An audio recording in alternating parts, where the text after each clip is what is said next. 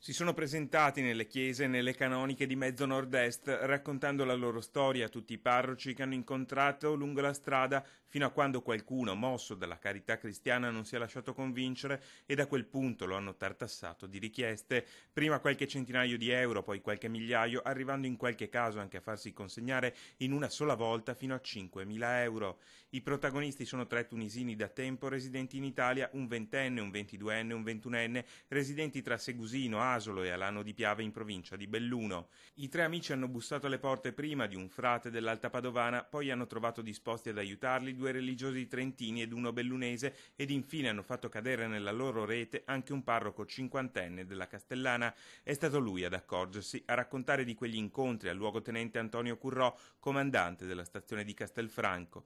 Tra le difficoltà che i carabinieri hanno dovuto superare nella complessa indagine, anche le ritrosie dei prelati a denunciare. Per questa ragione le forze dell'ordine sospettano che il giro dei tre amici potesse essere ben più vasto. Sicuramente l'invito che noi facciamo ai parroci è di non abboccare a queste storie che vengono raccontate anche con grande perizia e risultando molto credibili. All'inizio delle indagini il contesto che si andava defilando ha lasciato stupiti gli stessi investigatori, arrivati addirittura ad ipotizzare che a spingere i parroci a consegnare il denaro ci potessero essere vere e proprie estorsioni.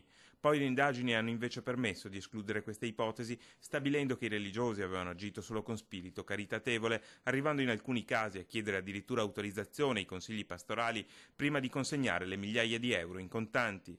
Circostanze che lasciano credere ai carabinieri che altri possono essere i casi simili. È verosimile perché queste persone hanno cercato in più occasioni, insomma, di perpetrare le loro truffe. Tra quelli che andranno verificati ce ne sono due in particolare, in provincia di Vicenza. Anche qui i tre avrebbero raccontato le stesse storie e chiesto un aiuto per far fronte alle loro difficoltà.